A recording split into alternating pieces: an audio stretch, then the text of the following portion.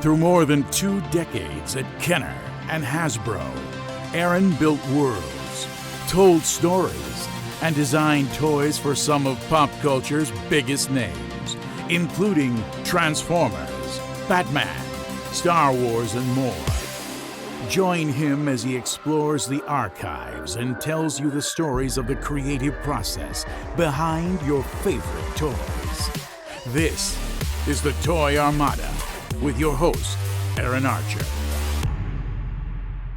So we are back again for another Toy Armada with Aaron Archer, and I'm your host, Protoman, and I'm here again today with the legend himself from Hasbro, Kenner, and beyond, Aaron Archer. How you doing, Aaron? Hey, I'm doing well. How you doing? And we are going to be doing today a segment that I was looking forward to more than anything else.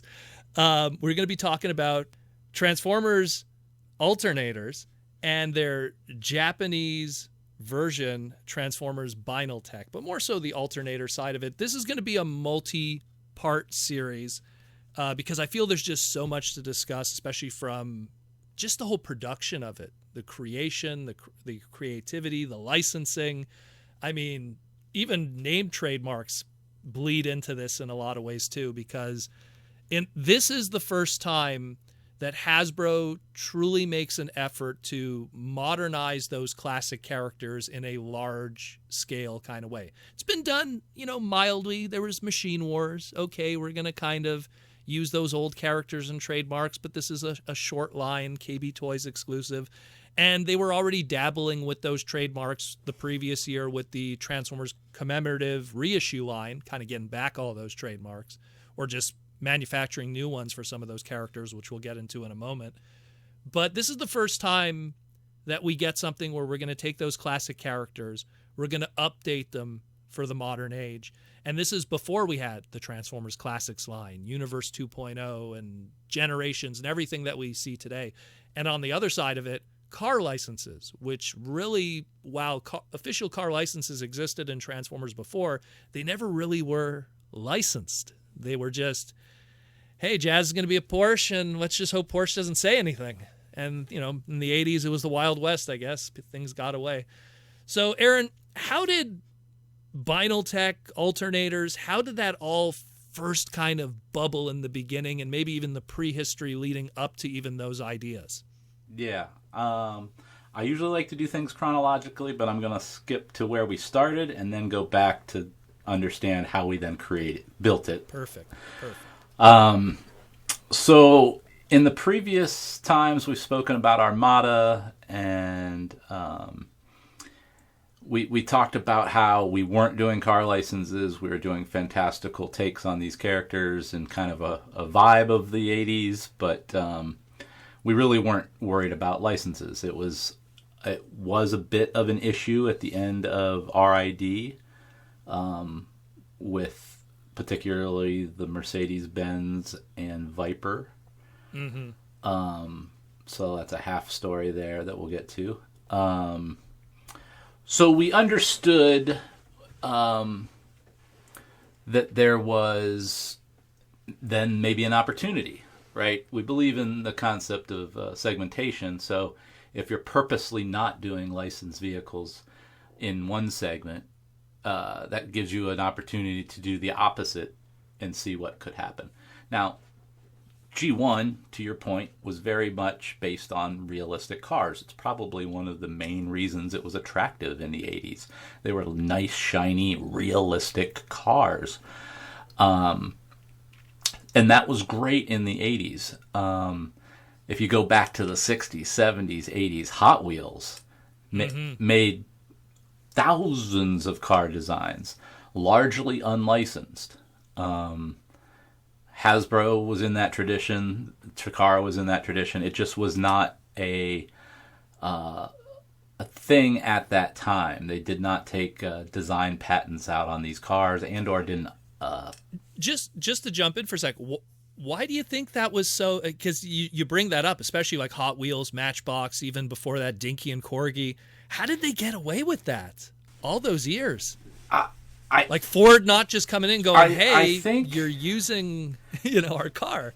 I think the particularly U.S. car manufacturers were making so much money and saw themselves as such big industry that the revenue generated by those cars, while great for the toy industry, was probably a joke to them in their maybe free advertising in the also? heyday. Yeah, probably looked at it that way. I'm sure it was a flea on the back of a giant elephant, but okay. not really something that you were really going to address when you were trying to compete with other toy companies and this and that. I believe it started to be for Hasbro. It started to come up in the RID era, right? So, like I said, the Viper and the Benz. So the times had changed. There are whole companies now that represent these car companies and all kinds of manufacturer companies that go and broker deals, and they get a little cut of the deal, and the car company feels like someone is at least putting guardrails on the use of their vehicle designs. Again, it is not big money for the car companies. In some cases, all the revenue they make from toys might not be able to buy, a Lamborghini.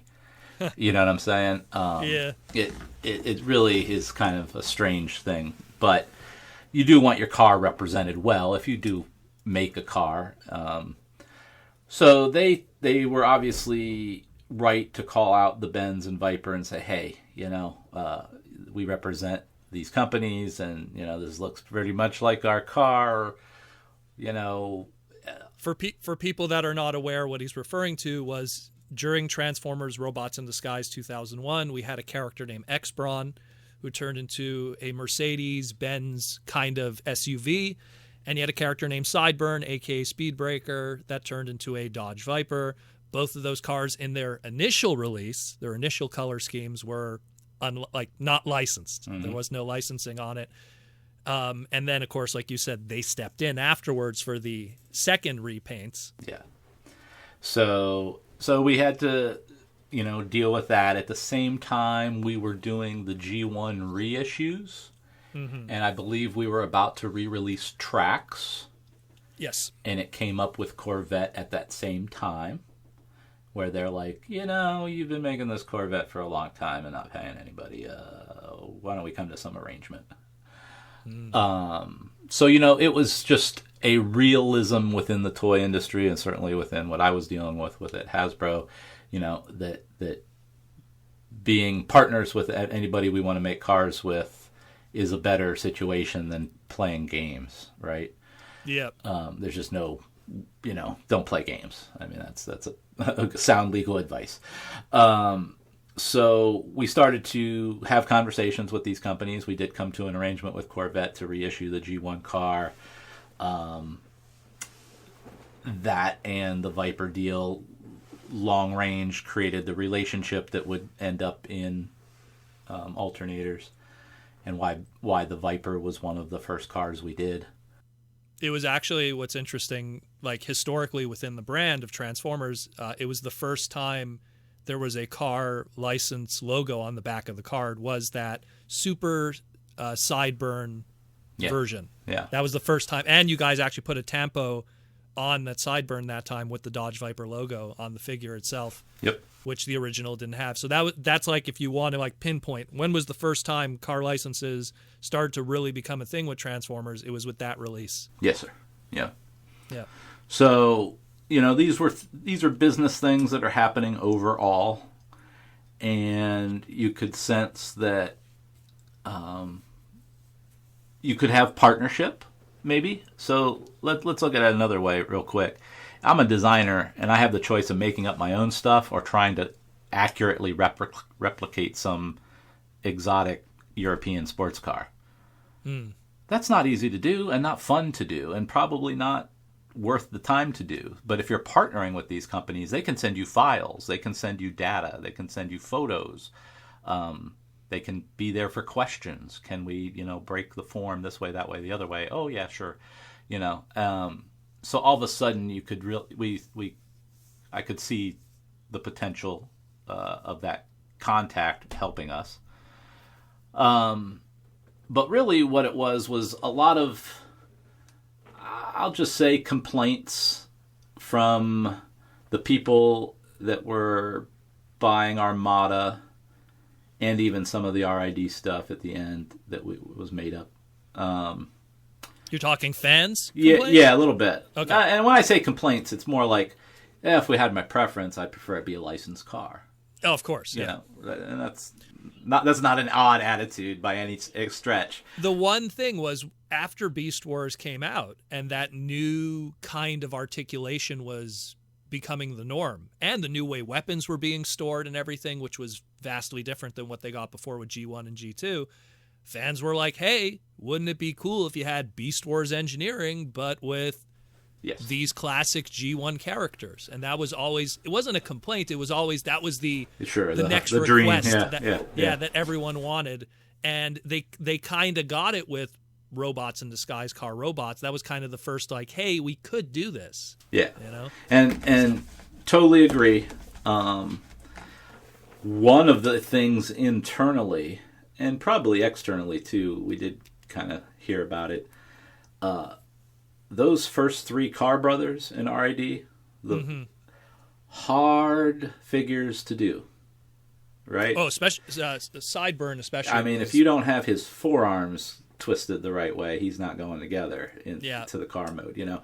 And that was Kobayashi-san's like senior thesis or something, you know, like he was like proving how good of Transformer designer he was when he was first in the company, and those things were his first toys, and they're amazing. I'm going to assume he worked on Beast Wars Neo also, because that's the same kind of probably flavor, I guess is the best way to put it, that shell former kind of. But they are way different Transformers than the rest of the line. Yeah. And that level of, just to head you out on that topic you had, you know, that to keep that level of transformation up was going to be pretty extreme.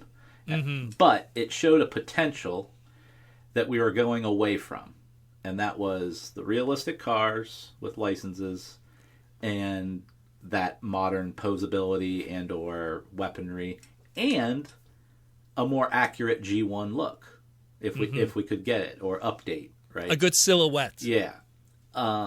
So to me, those are the ingredients to go, why don't we pitch that? You know, I'm always a firm believer in the wrong answer for one thing is obviously the right answer for another thing. In the creative world, right? So I said to myself, all right, well, can't fix it, feature it. I went and bought actually, half a step back. There was a day in my office with my boss at the time, Brian Chapman, and a marketer, Andrew Frankel. Andrew is a fan in the community. He didn't work on Transformers for long because he was such a big fan, but he has been to every BotCon. He sneaks in, gets his toys, and leaves and stuff. He's very, very peculiar that way. But great guy, great internal dude. He was such a fan, he didn't really want to get too close, right? Sometimes you don't want to see how the sausage is made if you really like to eat sausage. So he was a very unique contact for me internally to really in those early days kind of ask some questions in the fan kind of way. And we were all in my office one day, and we were lamenting the realistic cars and lamenting kind of how people don't understand we can't just do licensed cars in the featured cartoon line and everything. And we just kind of said, you know, why don't we try it? How can we do it? You know, and let's do this, something like real cars. You know, we should do something, call it Real Cars. And for a long time, internally, the working name of this segment was Real Cars. Really? Yeah, Real Cars. Transformers, Real Cars. And I kid you not, I'm not sure. We probably searched it. We probably thought we were pretty keen there. But, you know, we're just so heads up in the delineation of every segment that we probably fell in love with something that sounded really stupid in the end. Anyway, so from that little office kind of lament and what could we do, I went out and bought I want to say a 1/48 scale die-cast Corvette in burgundy, metallic burgundy, So a little bit bigger, toy than Hasbro made at the time. Yeah. And there's a model store just around the corner from Hasbro at the time, and I went and bought the same Corvette model and cobbled it up onto a RID Megatron body, I want to say. The six changer? I think it was. Well, because see, if it's so, you said 1/48 scale. Just for reference for people, No, wait, no, bigger. Yeah, that's because I was about to say no 148 to give smaller, people to give people an idea the maybe it was the alternator scale that people are familiar with, right? That's 1/24. 124. Yeah. Hot Wheels, if I remember correctly, 70, 78, 72. 72 or 64. My dad's gonna kill me. Yeah, right.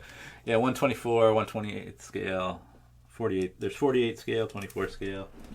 Anyway, I should know this. Years in the business, but blanking vehicles were never my thing. Anyway, it's quite a larger size. The one almost the size of the actual alternators in the end. Okay, is what I want to say. In that ballpark, yeah. Pretty much. And then cobbled up this thing using some body from maybe it was the Ultra Magnus. Anyway, spray painted the body black.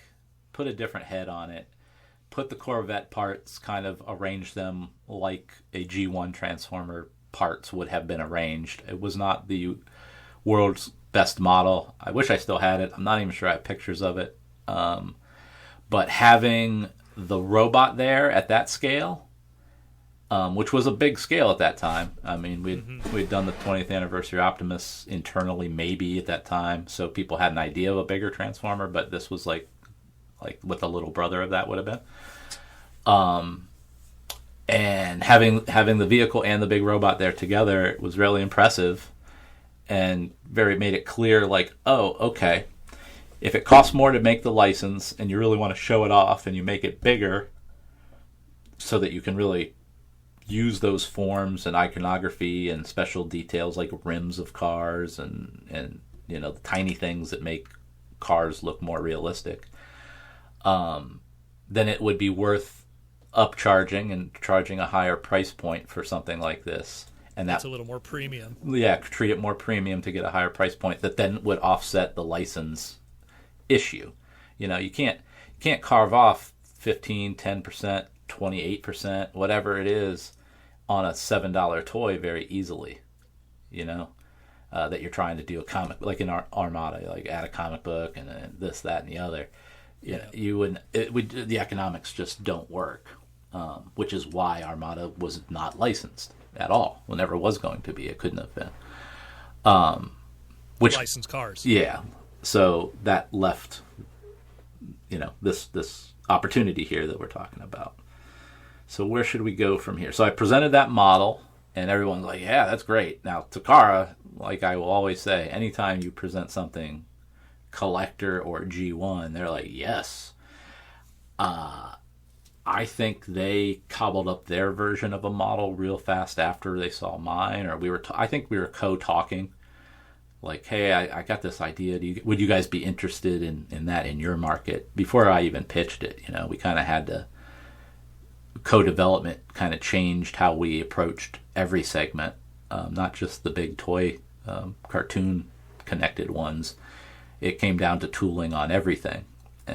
And so it was like, hey, if we went this route, would you guys be interested? Here's my pictures, and it's got a good reception over here, and it would solve this, that, and the other. And for the Japanese, they want as authentic as possible every day, any day. So they couldn't get on that fast enough. So they were like, yes. And they already had a partnership with Subaru and that race team. The Subaru, I'll get into that later. Yeah, they had a partnership with them related to something else, and that's how they started on the Subaru, kind of earlier than other things. So that's how the line kind of came to be in the bigger blocks of, well, if we can't do it in the one segment, we can make a segment around it. If the companies are wanting us to partner up and pay the licensing fee, and we can get good information, good contact and approval to make them as realistic as possible, then there's probably a fan base who are interested, like the people we'd meet at BotCon, who, you know, are looking for new items that might not be projectile play, you know. We weren't ready to call them a collector line or something. It was just a premium Transformer line at the time. And not to mention, to kind of give the landscape at the time, it's, you know, 2002, let's say you're developing it, let's say. You know, we're coming off of Armada's on the shelves. You're developing Energon at the same time, which is still going to have more of a gimmick play to it. There's still going to be spring-loaded missiles, collectible, clear weapons that combine and everything like that. So and that's it for Transformers at that time. There was no other segments. There's nothing. So, you know, we're still 2 years away from Masterpiece even becoming a thing, you know. So at that time, to have something that was a little more collector adult, you know, that die-cast crowd that, you know, it targeted a much more adult audience. Again, no Masterpiece yet. Yeah, we were again at the BotCons and things and Comic Cons and talking to people, and we knew there was more potential in the line than we were able to use at that time, and so that all helped get it going. So I just want to also kind of, because there's a lot of different things I've read online throughout the years to kind of quash some rumors or stuff. So one of the first things that people have, because when we went to BotCon 2007, we went to this tour with Hasbro and stuff, and there was a lot of prototypes that were on display. And they had a prototype on display of what were claimed to be some of the first Alternators pitches. And we saw a Jazz that had a Porsche design on him. Yeah. It was a Porsche 986, if I remember correctly, a 2002, I think it was, or 2001. And supposedly the initial pitch with Alternators was you guys wanted to have upgrades of the characters with their original designs, but upgraded to, like, so Jazz was originally a Porsche. Let's make him a Porsche again. Bumblebee was originally a Volkswagen. Let's make him a Volkswagen again. And the last one was Tracks, was originally a Corvette. We're going to make him a Corvette again. Was that true? Was that one of the original kind of pitches? Yeah. So There's a whole model of that. Yeah, the Jazz does exist. Yeah, I think there's two of them. So that was our plan. Our plan was like, let's recapture the G1 cast and just basically update them. That was the easiest approach. But that became complicated quicker when different car companies had different time cycles, different levels of interest, different goals as to what cars they would prefer be used versus what we thought would be cool. So all those kind of factors made us realize kind of quick that we weren't going to be able to do the G1 cast accurately like you laid out there. And two of those three, I mean, Porsche wasn't playing game at the time. Well, I got a whole story there. Yeah. So we had, I think we talked about it on your podcast, that we had a guy that spoke German, and we definitely had a Bumblebee. So we had the Porsche model made, and then we had Bumblebee drawings done. Yeah, we have the drawings of Bumblebee. Yeah, those were both done at the same time.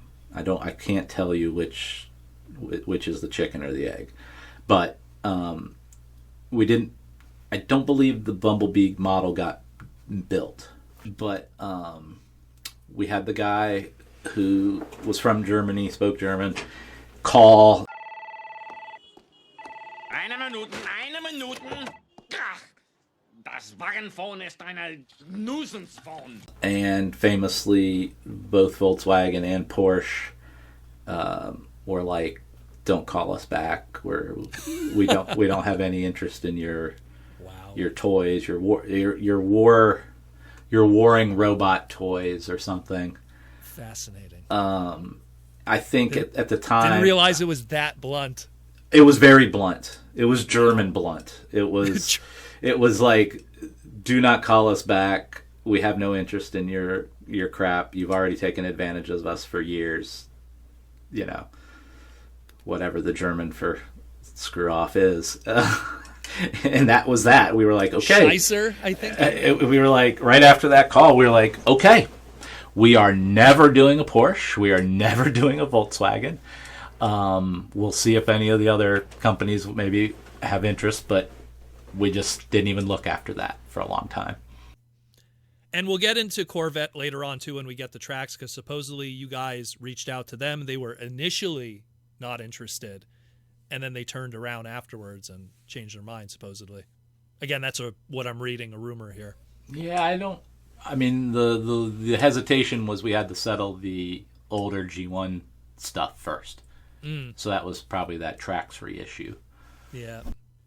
Oh, that makes sense. Yeah, that makes sense in the timeline of things. Yeah, it's true. So you also mentioned, again, Japan kind of had, so it was Fuji Heavy Industries, which was in Japan, was working with Subaru, with Takara, and kind of had that relationship where Subaru was doing stuff with them with the World Rally stuff. Mm-hmm. And that's where that kind of backdoor relationship exists, where that was going on. Probably with their other segmentations of toys. Yeah, they had their small die-cast line that they were doing. And Tomica, I think it was called. Yep.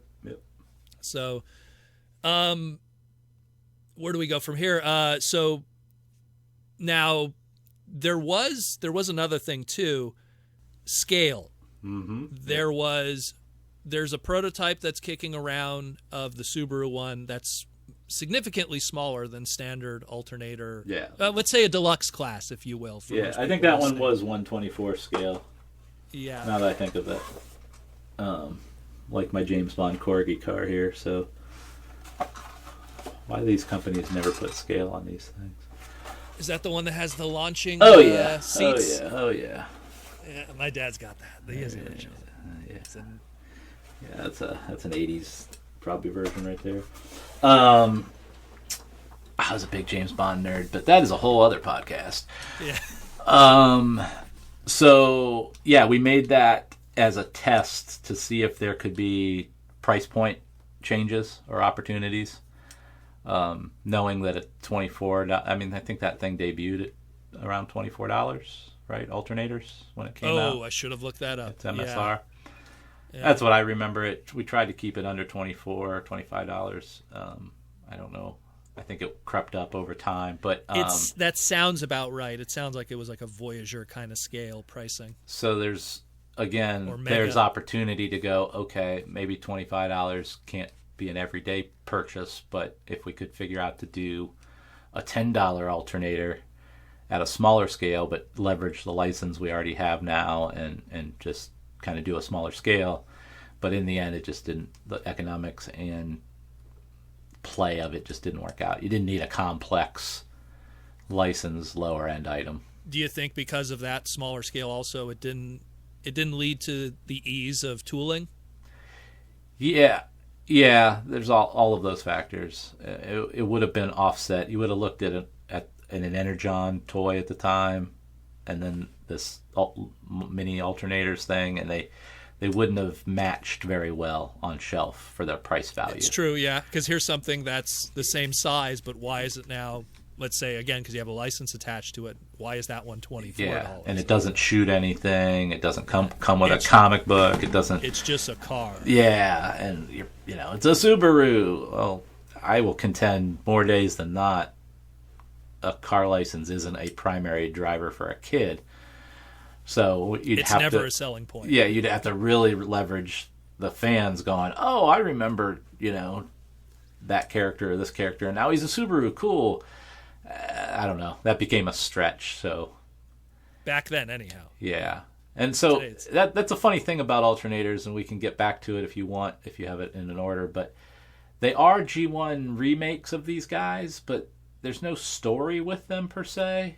So I was gonna get into the Japan to USA. Yeah. So to me, it's just kind of like a unique art project. I never tried to put it into a continuity or explain what was actually going on.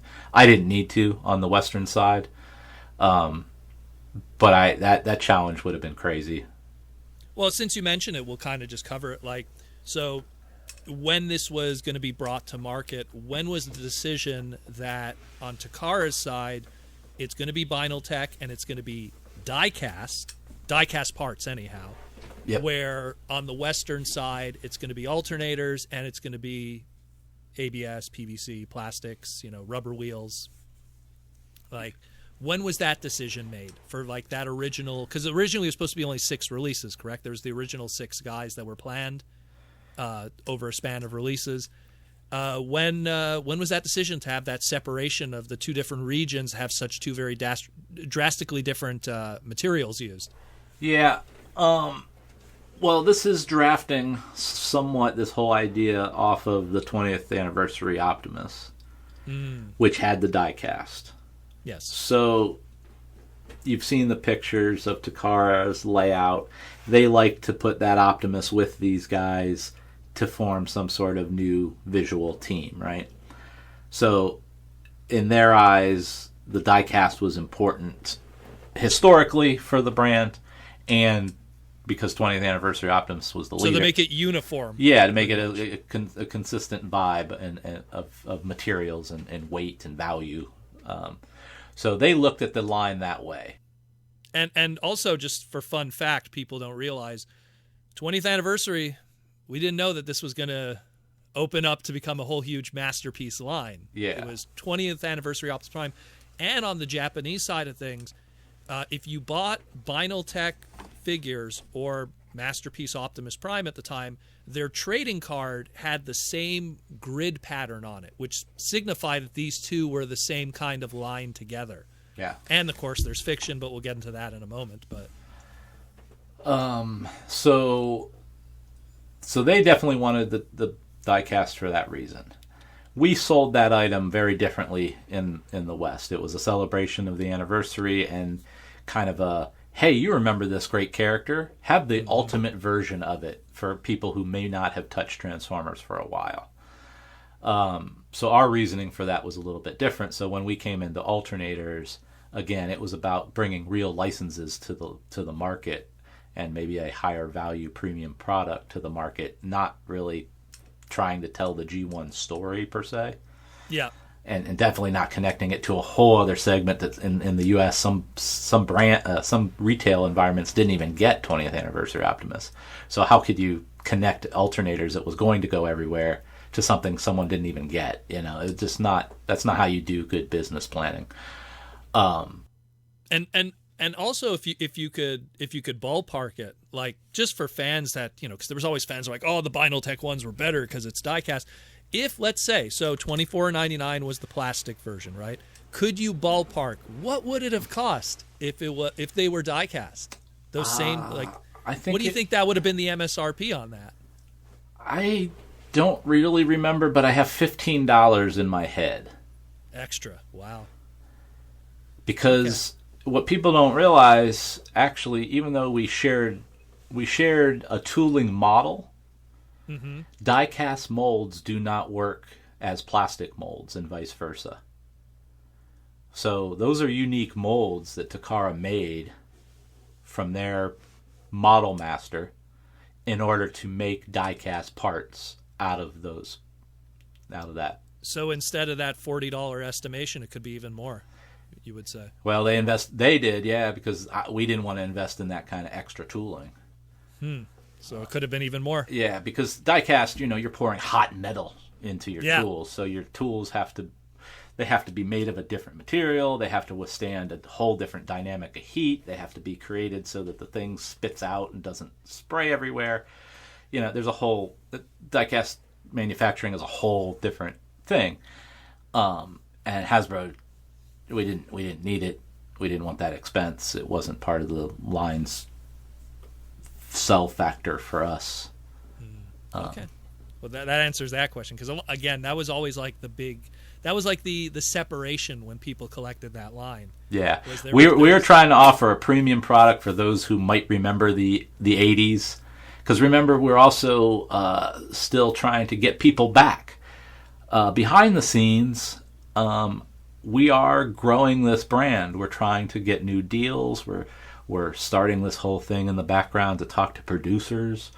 We're getting our ducks in a row about Armada and how much business we're doing and how beloved these characters are after 20 years. Now we're bringing in real licenses and real cars. You don't think that's going to be a factor when we talk to Michael Bay down the road? Yeah, of course, or any movie director. So we're putting these train tracks down for this long-term plan that we have to grow this business and make it more aware. So we knew we needed to bring back these maybe people who hadn't bought a toy or hadn't thought about Transformers in a while, and maybe looked rightfully so at Armada going, oh yeah, I'll buy that for my kid cousin because I like Transformers, but that ain't for me, or that ain't the characters I remember or how I remember them. And maybe you like the G1 reissue stuff. Maybe you saw it at Toys R Us, maybe you didn't. But these things now, Alternators, were more of what we would call a desk trophy, a shelf trophy. I'm into this, but I'm not playing with toys. And I remember the 80s, and this was my favorite car, and it's a Porsche, and Porsches are cool, Yeah. So that was the mentality we had, and why we were thinking of it that way. We were trying to grow the fan base back, or bring people back into the fold, using some clever techniques, whereas Takara was hardline trying to recreate G1. And also, at what point was the decision that not only are they going to turn in the licensed cars, but we're going to have opening trunks, opening doors, working steering wheels, interior detail, dashboards? Yeah. Something that was just didn't exist at that point in Transformers. If there was an opening trunk or door, it was part of the transformation. It wasn't an intentional, extra feature that, this car on its own, if it didn't even transform into a robot, was a very decent car that had all these details that honestly some regular die-cast cars didn't even achieve. Yeah, I'm going to put all that on Takara and kind of their team to had to figure out, based on the images that were provided by the licensing partners, to make that work. And they are amazing. And that was a goal early on. So that was you have a list of kind of bullet points of things that we hope to achieve. We want a bigger scale. We want to, reference the past, but not die on a sword for it. We want to bring dynamic realism to the thing. So some posability, the hidden weapons, things like that. Some fun. Again, for that desk trophy, someone might transform Hound once and just leave it in that cool pose on their shelf forever. Yeah, we wanted that. Or even leave it in the alt mode because, sure. Geez, look how great it looked in alt mode. It didn't even look like a Transformer toy. Yeah, sure. That normally had those cuts. And so they worked very hard to make all that work. And man, making a Transformer convertible look good, that's tough. That stuff's tough. So I'll give all that to the Takara side who had to make that happen. The doors opening and the detail of the different things.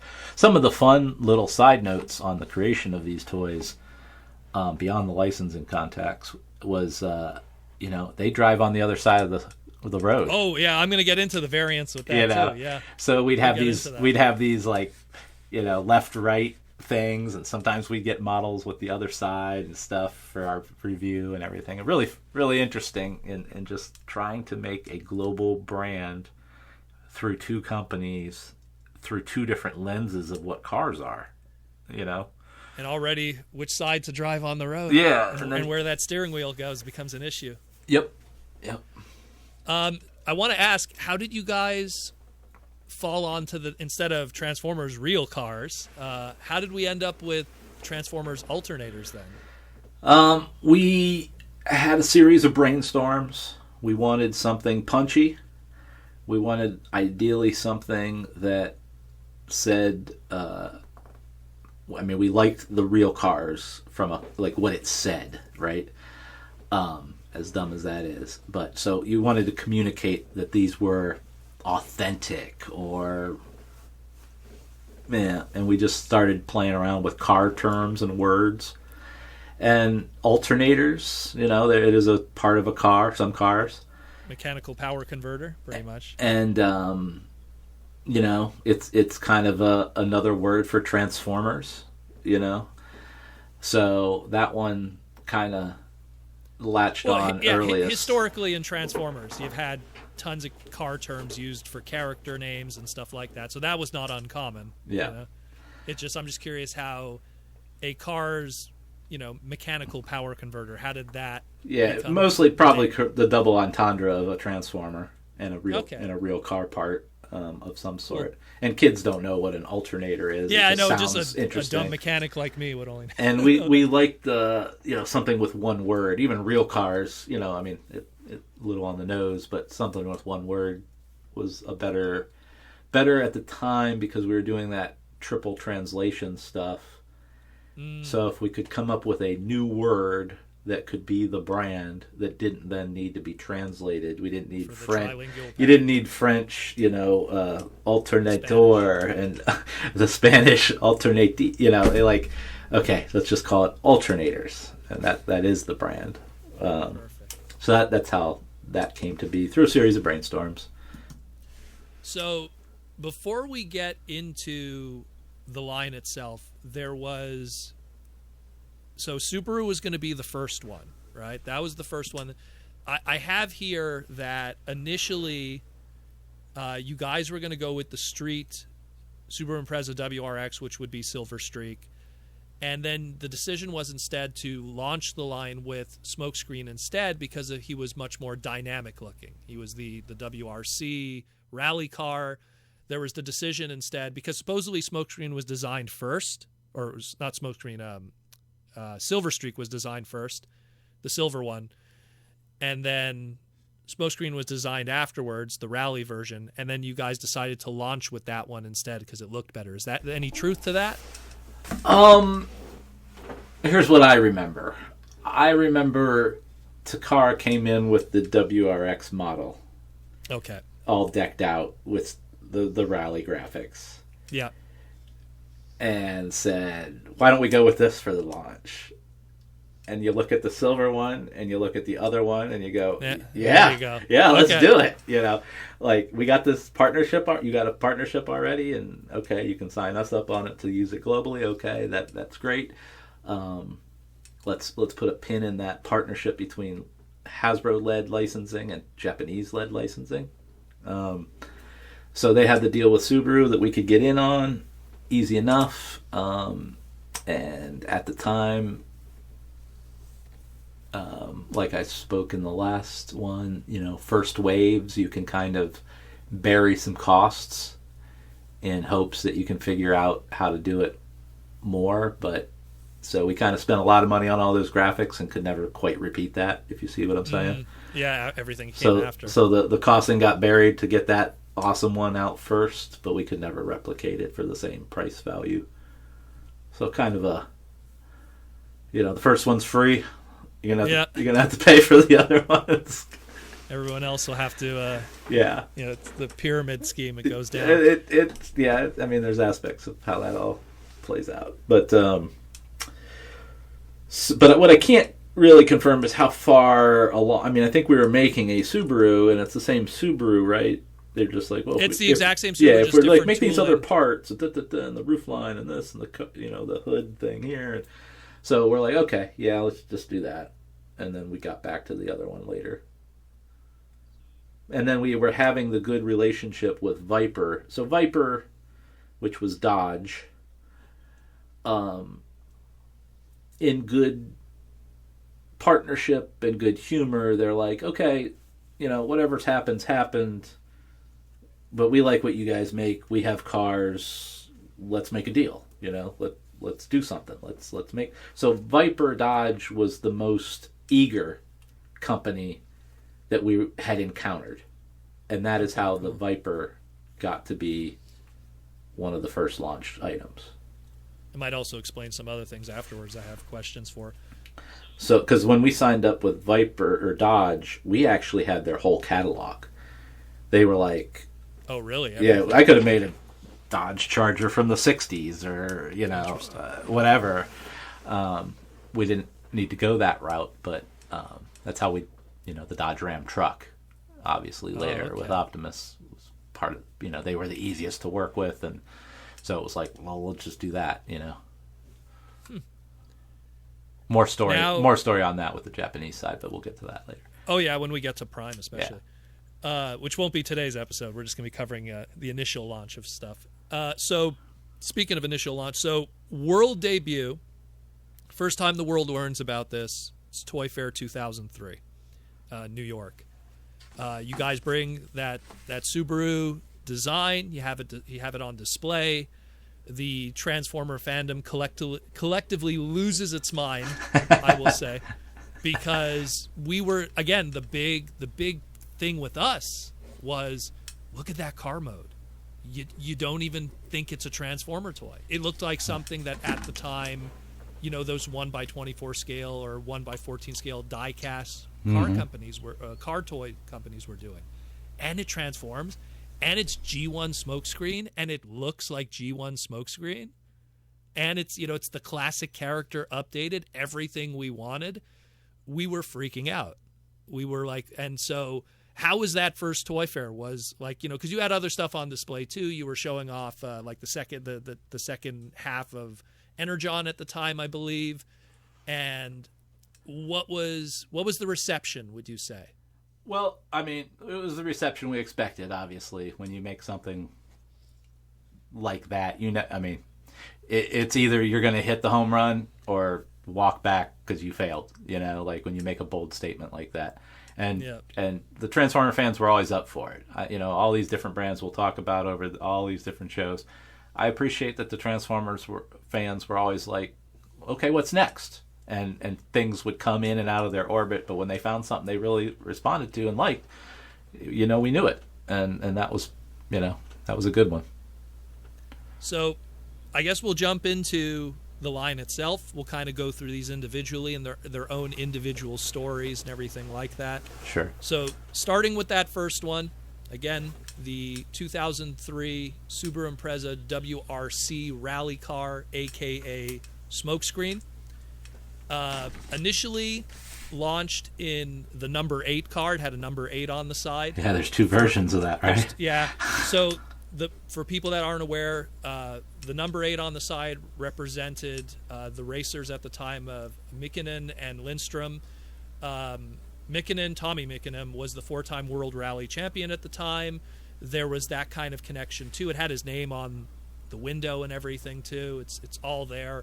Subaru won the Monte Carlo Rally in 2002. There was all this prestige with this vehicle at the time. Yeah, very cool. And the number 8 was the one that was released in America. In Japan, they had the number 8, and then they later on did the number 7 variant, which was their teammates at the time with the Subaru World Rally team in 2002, 2003. So just to kind of cover that too. Came in metal, came in die cast. Again, metal was in Japan. Came in metal, came in plastic. The metal die cast was in Japan. The plastic was in America. And we got the number 8. They got both versions. Now this Subaru had an opening hood, opening trunk, all 4 doors opened, interior detail, in the front and the back of the cabin, dashboard, turning steering wheel. It had this working gimmick where it was kind of like a tire rod for a car, where it had this gimmick on the bottom of the car where if you turned one wheel, the other one turned with it, with this tie rod that went across that was kind of like a power steering, but not quite. You open up the hood, its upper turbo cooler in its hood transformed into its gun. So much going on here, so much to take in.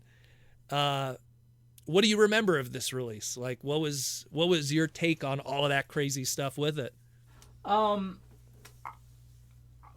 the seat I sat in, we were just happy to present a new vision, a new segment, and we had a different thing to talk about, right? So over here on Energon, it's projectiles and combos and this, that, and the other, and then over here, it's like, oh, look at these authentic car and realistic look and licensed partnerships, and it's more prestigious to be partnered with things like the Rally Champions and stuff than here's a Speed Planet race car, you know. I mean, no offense to my own designs and characters, but you know. But yeah, there was something big. Well, and also you guys, especially with this release, you guys did kind of do a proper update, even though you weren't like taking the original Datsun. Like, so original Smokescreen Generation 1 character was a Datsun 280 ZX Turbo. That's what he was. Specifically, the Electra Motive version, which was a touring car, also had a racing history, this legendary 700 horsepower, modified L28 engine. Paul Newman drove it. There's like a whole history connected to that old Smokescreen design and that color scheme. So you kind of almost did a proper update with Smokescreen, because what you did was you took the original Smokescreen, this famous racing car with its racing deco, and you gave it a current racing car, granted not the same kind of motorsport, but the same kind of, I guess, spirit was there. Yeah, I would say pedigree. Yeah. Yeah, and it was there. Yeah, I think, I mean, if that is there, that's largely Takara putting that into the mix. I'm not sure. Again, I was happy to do realistic cars, and if I called them an old name, then that was fine. They put the crossed the T's and dotted the I's, so to speak, on the classicness of those items. And they also kind of, Smokescreen sold so well in Japan that, again, we got the number 7 variant, the other teammate of the time at Subaru, that when they did the GT version, Smokescreen got a re-release later on as Smokescreen GT. He had, only difference there is they tooled the body slightly different to match the 2004 Subaru World Rally, gave him a shoulder cannon, and updated the race car drivers' names and the numbers on the vehicle itself. So that Smokescreen, you know, like you said, you could get it for free, but they made sure to do a lot with it over the period of time with that character. And for us, it was, you know, we were still in the Fast and Furious early years where kids were tuning their cars and doing all that kind of stuff and drifting, and we are all learning about that and that. So the Subaru also kind of fit into the zeitgeist of what was happening at the time. At that exact time. Yeah, and that was beneficial, sure. At that exact time, there was a very, very popular within the tuning crowd, an anime called Initial D. And around that same time in Initial D, the Subaru had debuted as a car in the show and in the manga. And the character that drove it in the show was like considered one of the greatest drivers in that fictional bubble. So that added an extra prestige to that car to people. Sure. Like, oh, Subaru is associated with this guy who's like the best, you know? So there's a lot with that character and that car, and it was a very smart choice to launch with, in my opinion. There was so much associated with that vehicle that there's no surprise that it was so well received as that launch figure. And people have to keep in mind that figure launched standalone case, just that one character shipped. It wasn't like multiple characters in a case. It was just Smokescreen alone in that case. Here you go, Toys R Us, Zellers, Walmart, Target, you know, what KB at the time when it still was around, you know, and everybody. So you want to jump into the next one, or anything else you want to touch up on this guy? No, that I don't have as many stories because, again, that was largely handled on that other side. So I think Then next up we have Sideswipe. Just to kind of, before we get into the car itself. So Sideswipe at the time was sporting his 2-part name. It was Side Space Swipe. That was kind of what existed. We had the Spy Changer Sideswipe from 2001, the Armada character from 2002. Of course, also the book box reissue, commemorative series 1. And that was how Sideswipe as a trademark was presented to us. 2 words, of course, by 2008, with both creating the Revenge of the Fallen movie and, of course, the Classics Universe toy. Sideswipe would be 1 word and would stay 1 word from that point on for us from a trademark standpoint. But that's why if you're trying to look up an alternator Sideswipe, it's a 2-word name at the time. It's gonna come up a lot with alternators. There's a lot of, because this is when you're starting to get back. Yeah, so we're these exactly. classes. So there's a lot of hiccups along. So Sideswipe, he was the Dodge SRT-10 convertible model, the 2002 edition, and again, there was the rumor and innuendo was that originally, when you guys didn't work out a deal initially with Corvette, that this Dodge was going to be where Trax's design was going to be. That was the original rumor that I hear online here. And when then Corvette changed their mind, they ended up taking that head sculpt that was going to be Trax, putting it on that Corvette, and then you guys hastily put together Sideswipe using this design. Is that correct? I think that is a version of different elements made more sensational. Okay. So I think if I go back to my Corvette model that started this whole thing, I'm sure we went to Corvette first. Okay. To just say, hey, look, we made this. You got any interest? ... And at the time, I think we were still working out the Trax deal, and the timing wasn't right yet for the Corvette, and you just move on. Just as an aside, the fans sometimes this attitude is very hard and fast, and sometimes it's just all very fluid until it finalizes. So it's not like one won out over the other. It's just which one are we gonna end? You're always working on a little bit more than you need in a way. Yeah. Especially with these licenses, we knew that things were going to be a little bit more drawn out in the partnership relationships. I'm sure you're going to get to how that works. Yeah, for sure. So I don't know if the Corvette was necessarily first. It was just one of the first ones we definitely actively started talking to people about. And just because it fell out, I don't know why, whatever. But I know Dodge was very eager beavers to help out, so that just made it easier to get that one done. If Takara had Subaru done, we could get that Viper going. Boom. We got a wave at that price point. Not that this was a possibility, but Sideswipe was originally a 1982 Lamborghini Countach LP 500S. Super famous car, iconic. If you've seen it, you know exactly what we're talking about. Did you guys try to reach out to Lambo at any point when thinking about Sideswipe, or you're just like, you know what, this Dodge is red, looks nice, let's do Sideswipe, we don't need to bug Lambo? Yeah, I mean, I didn't have those things necessarily married, when I was working on these things. It wasn't that character, that design. Yeah, okay. I was more worried about names and color and probably vehicle type. As long as it was a sports car. If I did a pickup truck and called it Sideswipe, you'd be like, what are you doing?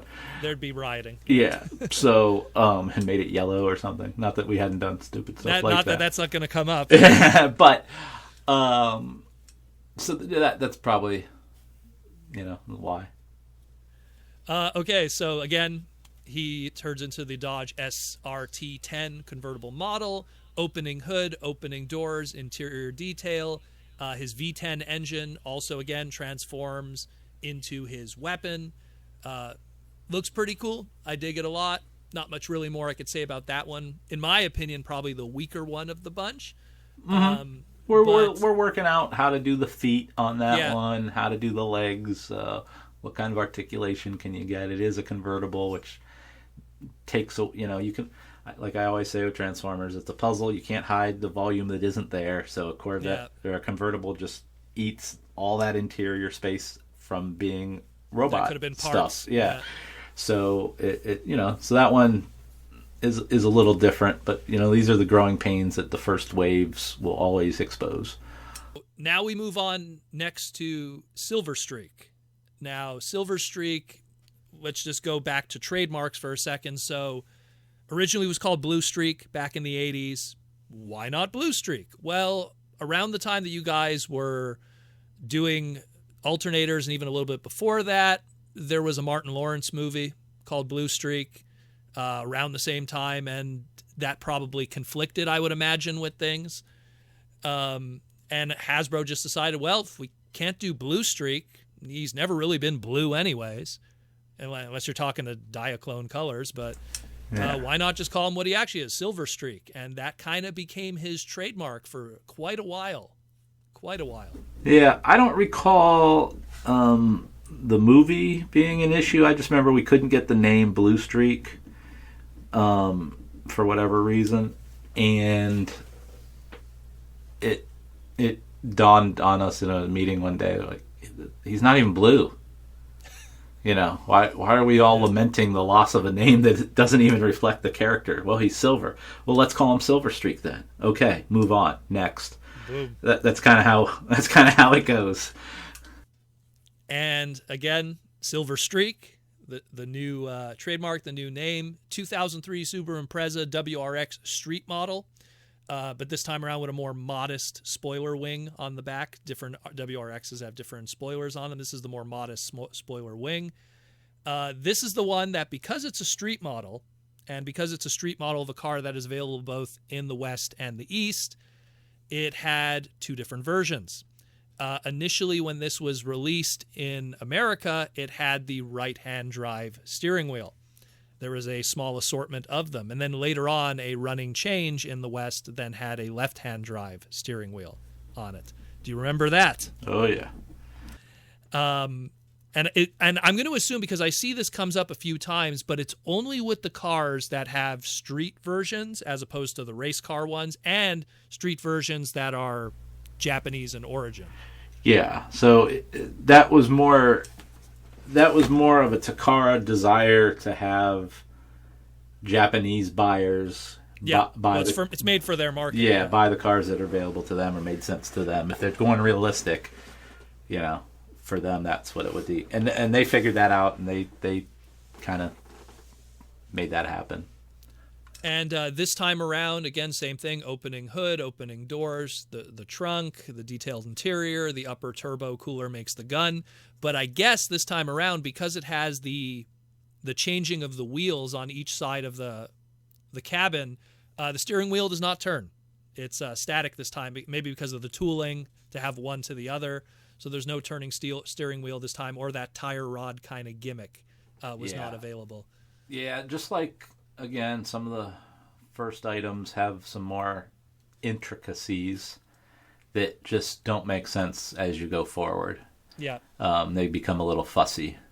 And like a lot of the die-cast things at the time, the front wheels would both move together so that you could get it in that showroom kind of thing. We tried to do that too, and just realized, you know what, the posing of the wheels is not where people are going to be spending their time with these items. A few of them would still have it, but yeah, you guys would then start to drop it afterwards. And again, for people that are paying attention, the original Blue Streak, aka Silver Streak, was a 1982 Datsun 280ZX Turbo. Doesn't really, they're both silver. They're both silver. The colors are there in both robot mode and alt mode, so you guys pretty much achieved that in the end. And a good head sculpt on that. I love the head sculpt. Yeah, that's a good head. Next up, and this one is probably, I always like to say, this is the precursor to classics in a lot of ways, because this one really channeled its past into the present. 2003 Hound, the Jeep Wrangler without hardtop. Originally, Hound was a 1982 Jeep J59, which was built by Mitsubishi at the time. And this one is a very good, hey, well, you want to update the classic character, you did one for one here pretty much very well. Yeah. Jeep was good to work with. The way they make those vehicles, they had all their CAD data and everything, so that could be all achieved and made really cool, and it made for a great Hound. And if you bought the aftermarket stickers, it made for even a better Hound. Oh, yeah. Opening hood, opening doors, opening tailgate with working suspension on this one. This one had working suspension, which would then, that same suspension technology would be used on the 20th anniversary Optimus Prime. This time around, the weapon is not made from something found in the engine bay, and this time around you open up the spare tire, and you got a little gun in there, which kind of looked like his hologram weapon back in the day. Yeah. So he was fantastic just because he encompassed, this is updating that classic character to the modern era, but still having that classic design of what he looked like in the past. Even like if you just look like the way the chest was, it was the classic character in a lot of ways. Yeah. So if you were a Hound fan, you almost had your Masterpiece way before Masterpiece was even a thing. Now then, our first Decepticon, and here's where the questions really come. We have Dead End. It was a retool of Sideswipe from the Dodge SRT. Now it's the Dodge Viper Competition Coupe. Has the completely different styling here. Before we get into anything else, the rumor is that it was supposed to be Sunstreaker because of the head sculpt that's on it. Why the decision to make him the Decepticon Dead End?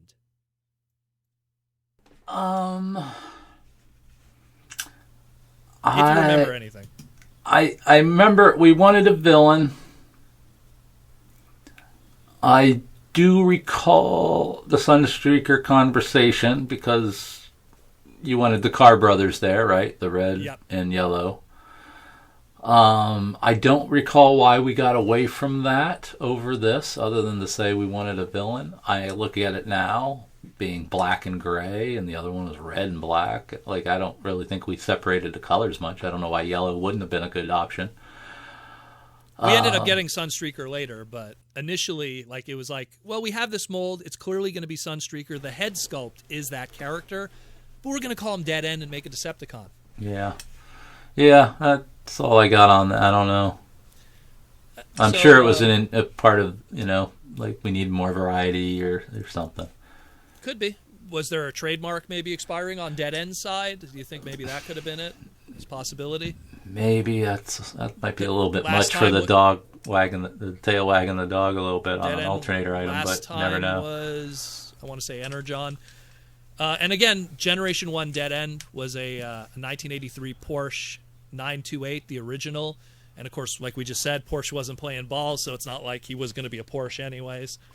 So he ended up becoming this one. And again, extensive retool of the original Dodge. Opening hood, door, detail, that V10 engine again.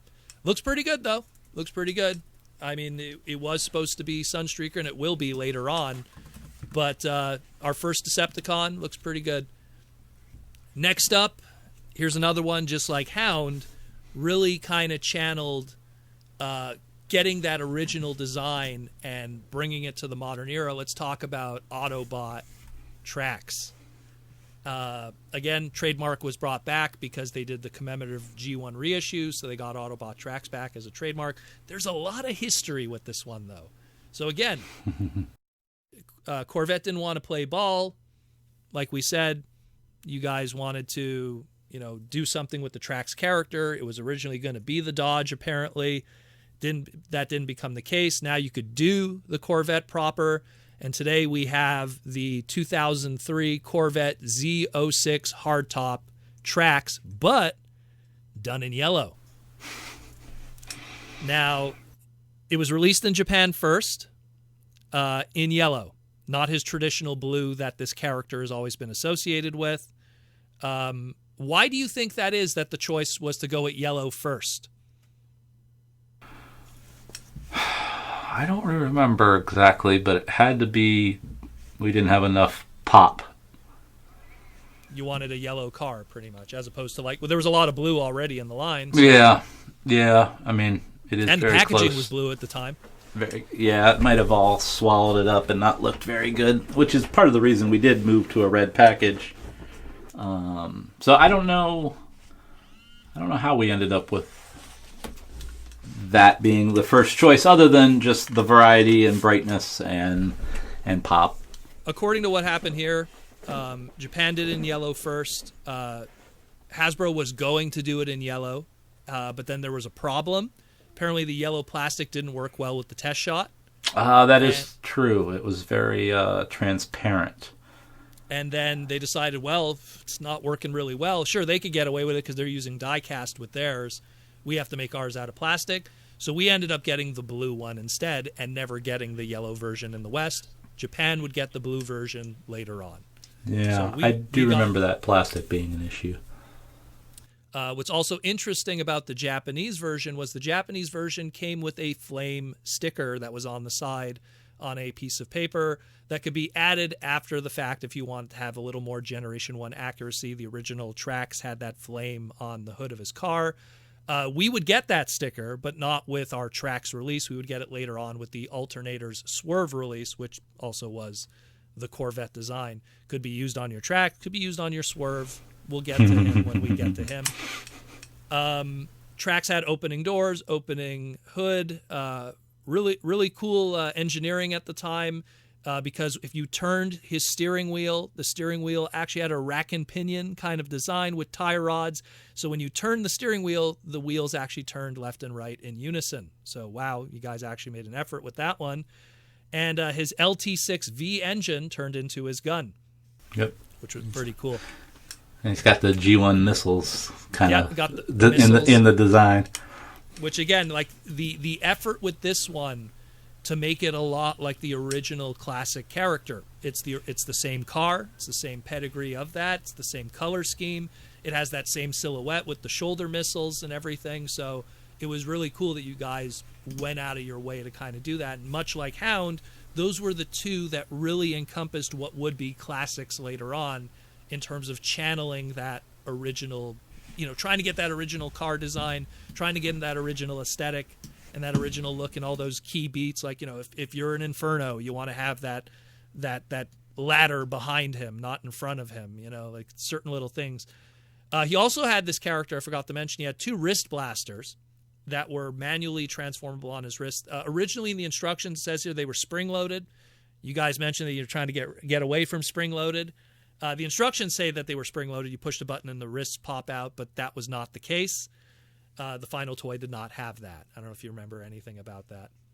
Nah, seems like a smaller gimmick that was easily costed out. Yeah.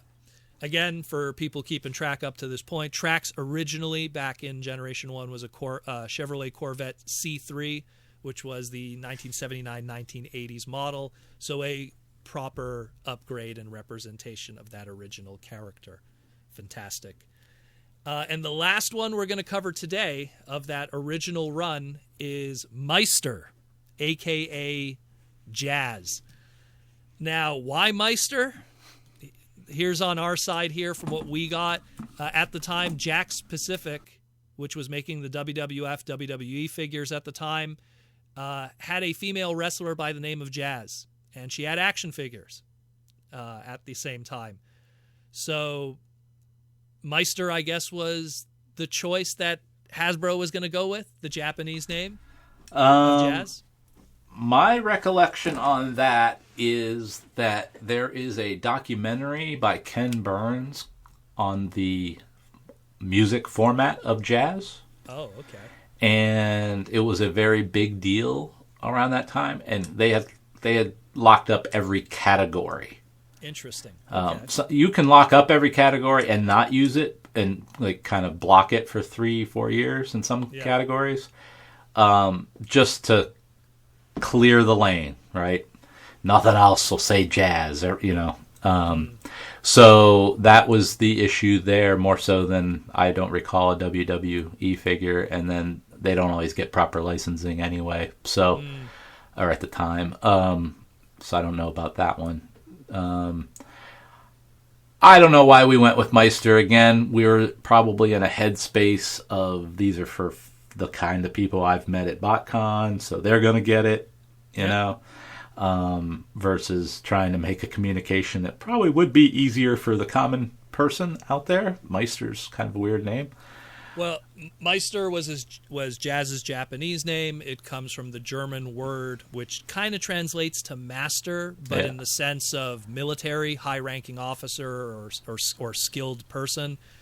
Jazz was a Porsche in his original design. I think how Japan kind of interpreted that back in 1985 was, well, he's a Porsche, so let's put a German name on him, and he's second in command of the Autobots, so that Meister high rank thing, and so that's how they came to that conclusion back in 1985 with the import of Transformers over there. But so here we have Jazz. He's the Mazda RX-8, which was a big deal for Mazda at the time. It was the latest addition to their RX family. The RX-7 was a absolutely legendary car in the tuning community. Still to this day, people love the RX-7. Now, this one the one that is the unique engine? What do you mean by like a unique engine? Like its engine is a triangle. Oh well, yeah, it has a rotary engine. Rotary engine, that's what. Yeah. The engineer on this line, Todd Patrick, had that car. Oh, okay. And, well, that was again the RX-8 was a big push. Yeah, it was a big push. Like when that car came out, like Mazda was like, this is the because the RX-7, to just give people a bit of a perspective, was a super well-known car in the car community and had been around like literally like since there's the FB, the FC, and the FD, which goes back to like the late 70s, and that lineage was around since the late 70s with the last RX-7, the FD3S, I have to remember, coming out in 1998. Like literally almost 30 years of lineage right there of that model, that make, just being upgraded throughout the years, and now it was going to be the RX-8, the next generation of that. Yeah. So Mazda was really pushing that, and yeah, again, Jazz, going to his history, originally the Martini Racing Porsche 935, which was at the time the 1976 FIA Supercar World Champion. That's why that car that design, that look, that trademark, that sponsor, why it's so well. You could go like buy a Tyco RC racetrack and it'll have that specific Jazz with, well, not Jazz, but that specific Porsche with that specific sponsorship and coloring on it. That's how famous that car is because of how it won the FIA Supercar back in the 70s. So obviously they weren't going to be able to use Porsche once again because of what you just said about Porsche, but using the RX-8 was a great choice because of just how much was going on at the time and how much Mazda was promoting that. Yeah. And we'll get into even more with the other two colors related to it. So we'll touch on this here as we finish up. You can kind of start to see the dynamic at play that if this is a realistic car for fans, is it fans of Transformers or is it fans of real cars? Is it fans that want accuracy? Is it for fans that just want detail? And the Japan choices where we had to make sure we had cars that then would appeal to both markets, and or might be heavier in one and the other one would begrudgingly go, okay, we'll just produce less of that, but that's fine. So that's why these cars get chosen too. So this was probably a Japanese Takara at the time choice for their Japanese, Oh, it was probably a big deal for them at the time. In the slot, yeah. So they had the Subaru, and then they had this one. We had the Viper, and then others coming in the Jeep. Yep. Because let me be honest with you, right? If I tallied up all the time I spent driving around Tokyo in the back of cabs and buses and trains, I never saw a Jeep Wrangler. Oh, hell no. You know what I'm saying? So those cars, while they're very detailed and authentic, might not be desirable in the Japanese market. So they're putting a lot of money in die-cast and stuff to make this happen. So that's why the negotiation, like, okay, now we need definitely a heavy hitter for us because this, that, and the other. And their market is smaller. So every risk is... But very passionate. Deeper. Yeah, absolutely. So again, the Mazda RX-8, he had an opening hood, opening doors. Again, what was cool about it, because it was the Mazda RX-8. Mazda RX-8 had suicide doors, which the front doors open traditionally, but the back doors open the other way. So that was pretty cool to have the suicide doors pretty much represented there. Opening trunk, working steering wheel with the same gimmick like smokescreen, a turning steering wheel, but separate tie rods on the bottom that kind of also do the turning wheels. Instead of because you mentioned, like, again, all Mazdas, they have rotary engines, which are very unique in shape. They decided not to make the engine the weapon this time around. Instead, the muffler box on the back of the car became the engine, the gun instead. So the muffler box was his weapon because he was you were going to say something? Sorry. So you're a car guy. To my You think? To my understanding, the funny thing about this character is that because of that rotary engine, there is no alternator on that car. Well, so rotary engines, how they work is traditionally pistons is how you get that power. Piston goes up, explosion, piston pushes down. If you look how a rotary engine works, it's a very different kind of... It spins. It spins. They still have alternators on them, but it's very different how that... Because what alternators do is it takes that mechanical energy that gasoline produces and turns it into electrical energy, which is used around the vehicle, which is how why does your radio work? It's technically not working on gasoline power. It is technically, but it's really working on electrical power that's being created by the engine and then fed through the alternator. Learning your mechanic lessons today for some people. This is what I do for a living. So. But that was the sick joke internally. They're like, this car doesn't even have an alternator. Oh, well, if you're a mechanic and you're a Transformer fan, there's a lot of things. The character of Camshaft. Oh yeah. Camshaft doesn't even have a camshaft. That's right. The original one, anyhow. Because he was a Mazda. So it's like, he doesn't even have a camshaft. But again, when you're naming Transformers and you loosely know about cars, I always say there's people who drive cars like they own a toaster. They use their toaster every day, but they don't know how that works. They don't care as long as it makes toast. And it's the same thing. Like, what do you drive? A Honda. A Honda what? Black? Blue? Four-door? Yeah. And that's fine. That's fine. Some people don't have to have that passion. They just need to have that utility of it. So it's cool. But as a car guy, I was all over this. There was, me when I flip over an alternator and I look at all that veneering and detail of the pipes and like the little, oh my God, there's the drive shaft and everything's there. The extra effort was put into it. That was really appreciated by car guys. And like you said, Fast and the Furious was becoming a thing. The very first movie came out in 2001. So that culture was there. Yeah. And Transformers was all... Sorry? We got great data from the partners to do that. And so this because it was a street car, because it was something that was going to be available, not just like, a racing car, Japanese version had right side driving steering wheel. American version had left side driving steering wheel. We didn't get those variants on either side. What they also did, because Mazda was really pumped about this, because this was their big thing, they did a variant on their side of the globe called the Meister Velocity Red Mica Edition, which was a red repaint. They on their website, Mazda's website, they called him Zoom Zoom. And Zoom Zoom was their, I want to call it their catchphrase at the time, their trademark. Yep. That was Mazda's. Yep. So they created a character called Zoom Zoom, which was that red jazz, if you want to call him that. They pushed it like heavy. It was on their website. It was everything. Like they had like a CG model that was dancing on their website. They really pushed that jazz. And they even did one step more. They did I guess we could call it a lucky draw, but it wasn't really a lucky draw. It was more of an auction. They did a one-of-a-kind RX-8, which was the Mayuko Izawa edition, which was they got some Gravier model, which is, I guess, the equivalency of a bikini model here in America. She designed she took the Jazz and did her own color scheme, and then Takara produced one-of-a-kind version of it. She signed the roof. It's pink and hot pink and, all these colors. She signed the roof of it, and then they put it on Yahoo Japan Auctions September 26, 2004. It ended. The buyer backed out. Then they relisted it again October 8th, 2004. It sold, this one-of-a-kind pink, blue, and yellow Meister, produced by Takara. Wasn't painted. It was actually produced in the factory.